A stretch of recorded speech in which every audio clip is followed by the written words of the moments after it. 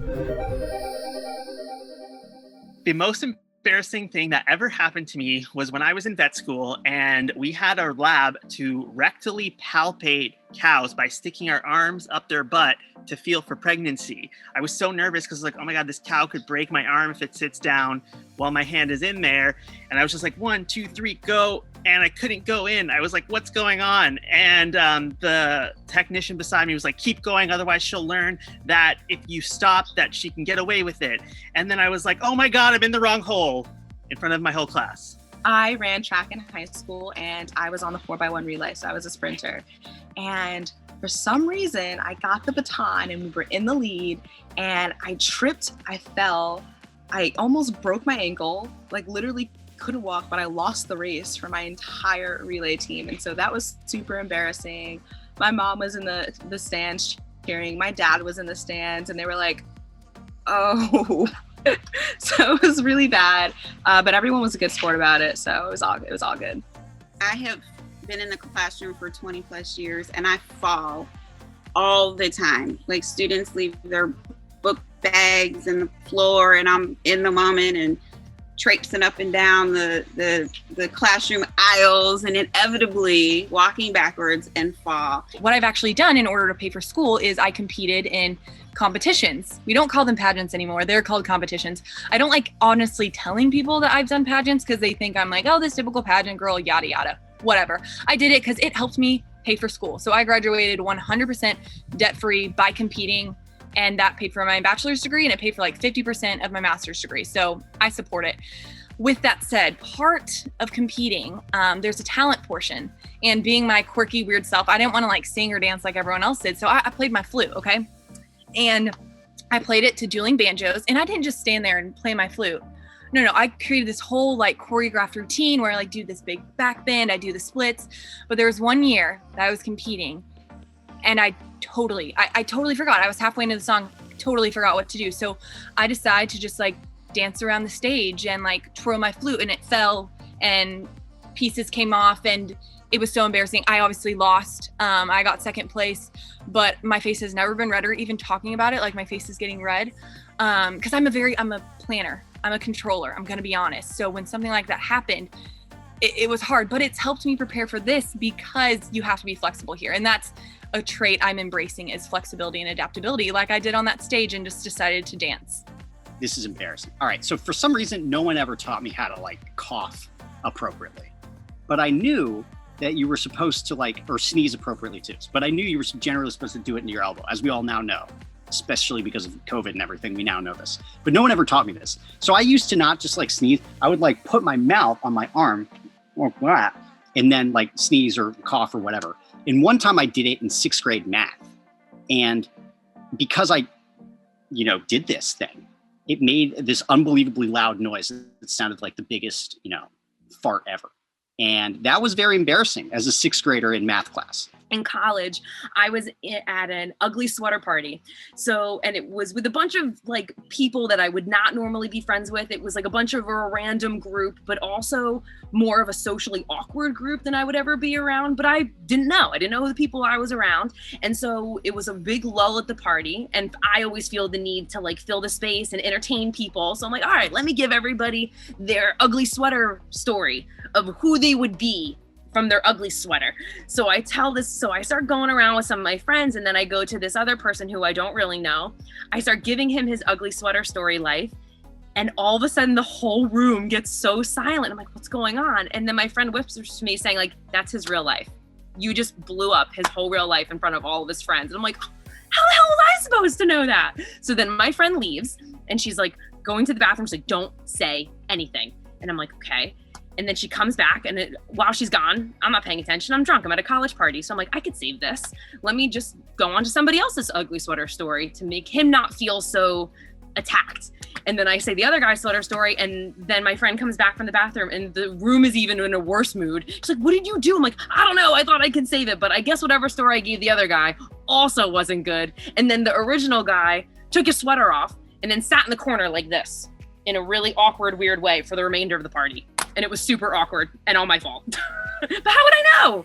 The most embarrassing thing that's ever happened to me, and this might be some recency bias because it's the first thing I can think of off the top of my head, was during the course of the pandemic, my partner, who is in medicine, was taking a call via Zoom, and me being unaware of this fact, keep in mind we live in a studio apartment, was trotting across the screen in my underwear, very oblivious to the fact that he was on camera, and he had to quickly shut off his camera so his patient wouldn't see this.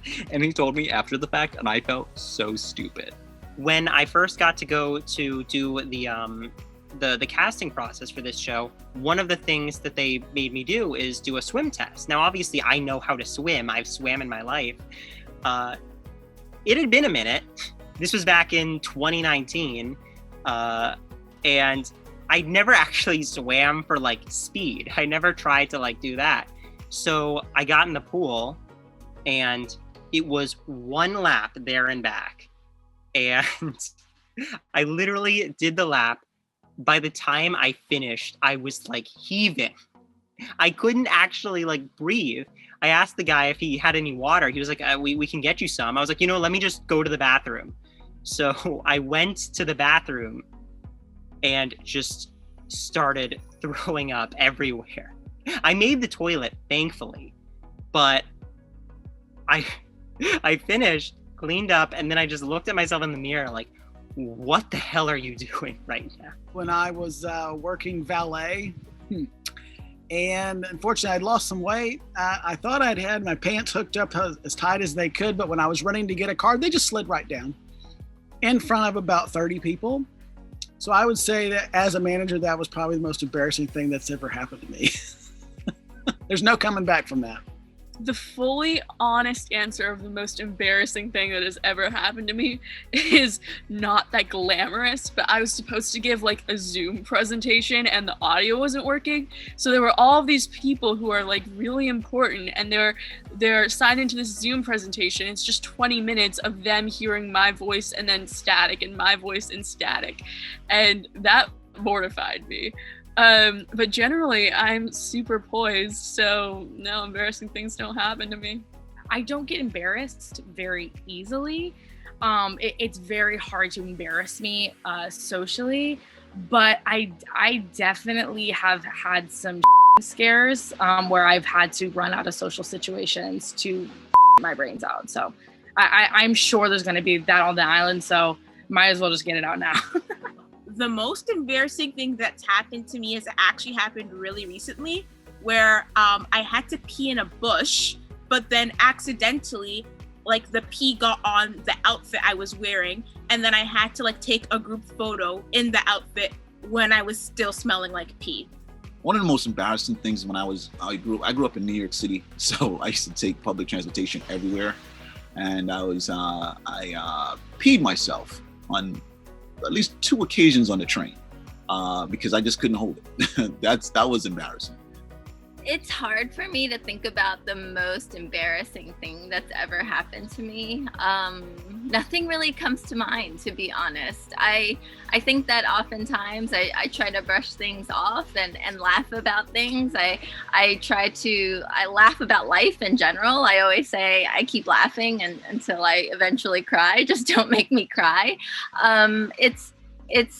It's hard to think about an embarrassing thing that I haven't been able to shake. I believe in not living life with any regrets, of learning from everything that you've done, making choices based on things that you won't regret, hoping that you won't regret in the future.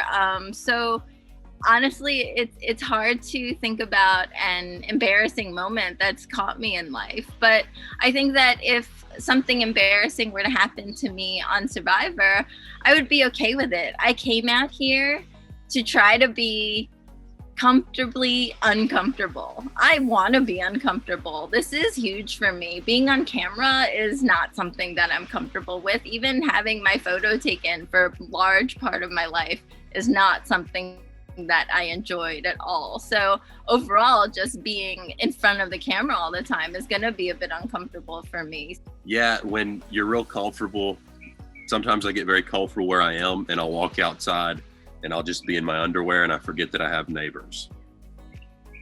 Happens a decent, it happens, so yeah. The most embarrassing thing that has happened to me is at a volleyball game, we were warming up in high school and I had like this extension bun on because everyone had to look the same and you have to go in for your spike and then go under. And when I went under, my hair fell out.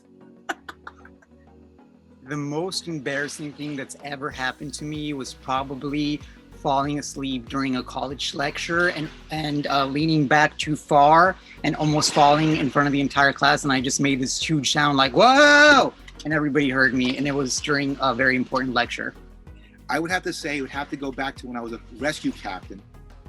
And we went on a call, of a carbon monoxide call. And upon arrival, I had my crew take readings and to measure carbon monoxide levels. And they were like 0.2 something, which is over the limit. So we had to immediately evacuate the building. So we're going door to door to knock on the door to make sure everybody's out. Lady opens up the door and I'm like, hi, ma'am. My name is Captain Turner. We're having problems with the carbon monoxide. We need you to leave the building. And I look at her and she had a big belly. And honestly, she looked about 7 months pregnant. So being an idiot, I say to her, ma'am, and we also want to protect your unborn child. And she said, I'm not pregnant, I'm just chubby. All my guys froze. They were ready to laugh. I was so embarrassed. The only thing I could do is I grabbed her and I hugged her and I just said, I'm so sorry. And I was just holding her. And I was afraid to let her go because I didn't know what she was gonna do to me. And I eventually let her go. But I will say this, I still think she's pregnant. I still think she got me. She's walking around today with a 20-year-old kid saying, when I was pregnant with you, this fireman came to the door and I told him I was chubby and not pregnant, and you had to see his face. I got him good. So I think the joke still is on me. And obviously, to this day, my men on that day, they break my balls about it. They make fun of me, they laugh, they bring it up all the time.